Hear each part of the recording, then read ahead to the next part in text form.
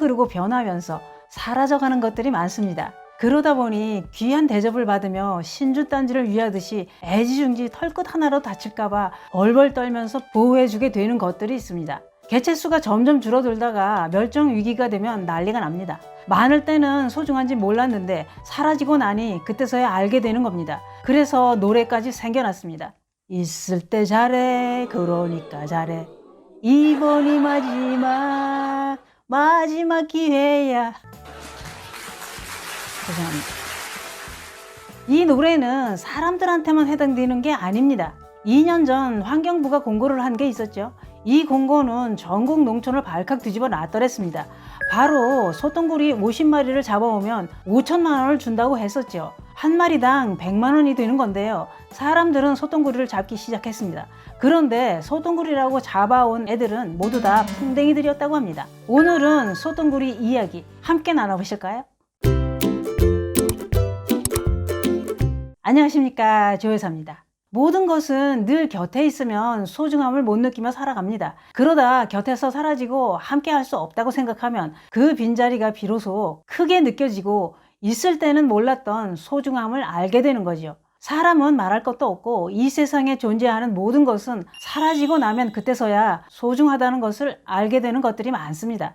소똥구리는 제 연령대 분들은 다들 아실 텐데요. 더군다나 시골에서 태어났다면 소똥구리와 함께 자랐다고 봐도 과언은 아닙니다. 소똥구리는 어딜 가나 흔하게 눈에 띄었습니다. 한마디로 없는 곳이 없을 정도였는데요. 왜 그렇게 많았느냐?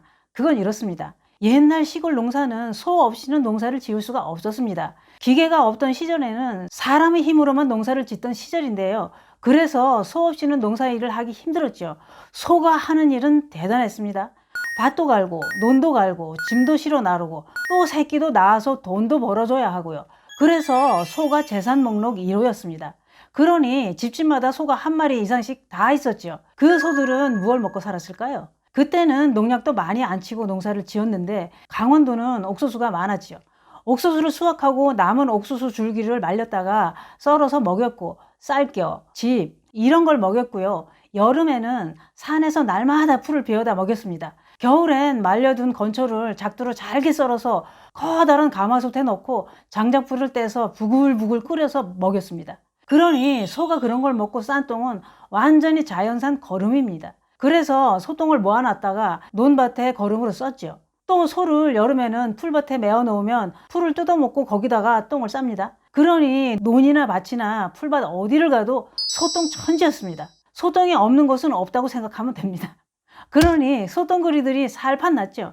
먹고 살 양식이 어딜 가나 넘쳐나니 소똥구리 천국이었습니다.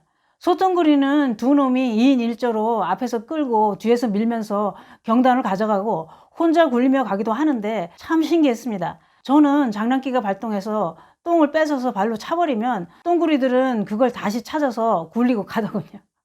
지금 생각하니 그때 왜 그랬나 미안하네요. 잘해줄걸. 그런 생각이 듭니다. 똥구리들은 소똥 경단을 동그랗게 반질반질하게 아주 잘 만듭니다. 그 단팥 중에 들어있는 새알 옹심이 같더군요. 그런데 이렇게 자연산 풀을 뜯어먹고 싼 똥이 많아서 똥구리들은 살기가 좋았을 겁니다. 그런데 똥구리들 비극은 시작됩니다. 농촌은 기계로 농사를 짓게 되면서 소들이 논밭을 안 갈아도 되니 힘들게 소를 키우지 않아도 됩니다. 소가 사라지고 나니 소똥도 사라졌고 소똥을 먹고 살던 소똥구리 부부도 생계를 이어갈 수가 없게 된 겁니다. 사료를 먹이는 소들이 있기는 하지만 똥구리 부부는 그 똥으로 경단을 만들 수도 없고 수분이 없이 딱딱해서 생계를 이어가지 못하고 이 세상과 하직을 한 게 되는 겁니다. 그런데 어려서 시골에서 자란 세대들은 똥구리가 사라졌다는 말을 믿을 수 없다고 하는데요. 에이, 설마 그렇게 많던 똥구리들이 똥을 굴며 공놀이 하듯이 하던 놈들이 다 없어졌다고? 못 찾는 거겠지 이럽니다. 아니, 속아서만 사셨나요? 또 걔네들이 살아갈 환경이 안 되는 걸 생각하셔야죠. 국립생태원에 따르면 얘네들이 자취를 감춘 게 1971년 이후부터라고 합니다. 그래서 멸종위기종 보건센터는 2019년 7월과 8월 두 차례에 나눠서 똥구리들을 몽골에서 200마리를 사왔다고 합니다. 직접 몽골로 가서 똥구리를 채집하고 현미경으로 들여다보면서 진드기를 하나하나 핀셋으로 다 제거하고 기내 반입용 아이스박스에 담아서 비행기로 고이고이 모셔서 왔답니다. 소똥구리는 몸값 인건비 이동 경비 등 총 5천만 원이나 쓰였답니다. 무서우면서 먼 길 비행기 타고 오느라 멀미할까봐 걱정을 했는데 다행히 멀미는 안 했다는군요. 멀미할 때는 배꼽에다가 물파스를 바르면 멀미에 최고라고 하던데 소똥구리는 물파스 발라주면 기절하겠네요. 소똥구리 수명은 2, 3년이라고 하는데요. 소똥구리들도 겨울잠을 잔답니다. 그러면 우리나라에 와서는 뭘 먹고 지낼까요? 사료똥밖에 없을 텐데요. 그것은 또 이렇답니다. 제주에서 자연 방목하는 말똥을 공수해 와서 먹이고 있답니다. 똥구리들은 말똥도 소똥만큼 잘 먹고 있다는데요. 그러면 말똥구리네요. 소똥구리가 아니고. 말똥구리 8, 9마리가 일주일에 말똥을 글쎄 1-2kg을 먹어 치운답니다. 비행기 타고 온 소똥구리들은 땅속으로 겨울잠을 자러 갔다고 하는데요. 내년 4월에나 깨운답니다. 그러면 이쯤에서 왜 그렇게 소똥구리를 큰 돈을 들여가며 몽골에서 모셔오느라 그 난리들을 쳤을까요? 그것이 궁금합니다. 일각에서는 그 소똥 먹는 벌레를 국민이 낸 세금으로 꼭 데려와야 하느냐 이해가 안 간다고 했습니다. 그런데요, 소똥구리는 생태계의 대표적인 분해자라고 합니다. 가축이 분변을 빠른 시간에 분해해서 생태계 물질 순환을 돕고 분변으로 인한 온실가스를 감소시킨다고 합니다. 또 똥구리들이 똥을 굴리며 지나가면 자연스럽게 토양의 영양물질이 전해지고 토양 속 유기물 서식에도 긍정적 영향을 준답니다. 또 있습니다. 질 좋은 소고기로 유명한 호주에서는 소를 처음 키울 때 문제가 생겼답니다. 소똥 때문에 파리와 기생충이 크게 늘고 비위생적인 환경이 주민들 건강까지 위협받았다고 하는데요.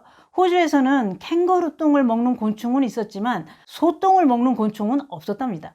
그래서 아프리카에서 소똥구리를 수입한 후에 문제가 해결됐답니다. 소똥구리가 사라진 세상은 점점 더 많은 돈과 화학약품을 들여서 이를 해결해야 한답니다. 없어서는 안 된다. 그런 얘기가 되는 거겠죠. 그런데 문제가 있습니다. 소를 옛날 방식으로 키워야 소똥구리가 살아갑니다. 사료를 먹은 소똥에서는 살 수가 없지요. 또 농약을 많이 친 건초를 먹고 싼 똥도 싫어할 겁니다. 옛날에 소 키울 때는 여름이면 날마다 지게에다 한 짐씩 풀을 베어 오는 거 보통 일이 아니었죠. 산더미처럼 지고 와도 저녁 먹고 아침 먹으면 없습니다. 그래서 낮에는 풀이 많이 있는 풀밭에다 데려다 놓고 저녁에 데려왔죠. 그런 걸 먹고 똥을 싸면 털썩 땅바닥에 빈대떡처럼 넙죽하게 떨어집니다. 그러니 소똥구리들이 환장을 하고 덤비는 겁니다. 딱딱하지 않으니 경단 만들기도 좋지요. 풀만 먹었으니 구리지도 않지요. 그야말로 소똥구리 천국이었습니다. 그런 환경을 만들어줘야 소똥구리들이 살아가면서 분해도 해줍니다. 그래서 제 생각은 이렇습니다. 데려왔으면 번식을 하고 다시 옛날처럼 개체수가 늘어나게 해야 환경에도 도움이 될 것입니다. 오염 안 된 풀만 먹는 소들을 키워야 되겠죠. 그게 한 군데서만 그런 곳을 만들면 뭐하나요? 동물원처럼 밖에 안 되죠. 자연에서 나는 풀로 소를 키우는 게 쉬운 일은 아닙니다. 그리고 그런 곳이 많아야 개체수도 늘어나고 전국적으로 퍼지게 되죠. 몽골까지 가서 데려온 보람이 있어야 됩니다. 그게 그런 것 같습니다. 변하는 세상에는 사라져가는 것들이 참 많습니다. 인간의 편리함 때문에 우리 곁을 떠나가는 것들이 많다는 것은 그만큼 환경이 오염되고 있다는 증거가 되겠지요. 그러다 보면 인간들도 살아가기 힘든 세상이 오고야 말 것입니다. 또 이런 생각도 듭니다. 모든 인간을 편리하게 하는 것들은 우리 몸은 편해져도 건강은 나빠질 수도 있다는 생각을 해보게 되네요. 오늘 소똥구리 이야기를 하다 보니 똥 얘기로 시작해서 똥 얘기로 끝이 납니다. 이런 얘기가 있습니다. 어떤 사람이 똑똑하고 현명하고 나무랄 데가 없는 사람이다. 그러면 그 사람이 눈 똥도 버리기 아까운 사람이다. 이랬습니다. 우리 엄마가 살아계실 때 잘 쓰시던 말씀이었네요. 또 개똥도 약에 쓰려면 없다는 말이 있습니다. 지금 세상이 자연에서 나는 풀을 먹고 싼 소똥을 약에 쓰려 해도 없는 세상입니다. 오늘 소똥구리 이야기 결론은 이렇습니다. 이왕 몽골까지 가서 모셔온 소똥구리들 잘 관리하시고 동물원에서 관리하는 수준이 되어서는 안 됩니다. 분해를 해서 환경에 도움이 되게 하려면 전국적으로 퍼져서 살아갈 수 있어야 하는데 그러려면 그런 환경을 조성해 줘야 된다는 건데요. 쉬운 건 아닙니다. 우리 환경에 도움을 줄 수 있게 하는 건 우리들이 노력과 숙제라는 생각이 듭니다. 전국에서 소똥구리가 똥 경단을 굴릴 수 있도록 환경을 조성해 주셔야 됩니다. 소똥구리 부부가 커다란 똥 경단을 굴리며 집으로 돌아가는 모습을 꼭 볼 수 있게 해주시기 바랍니다. 감사합니다.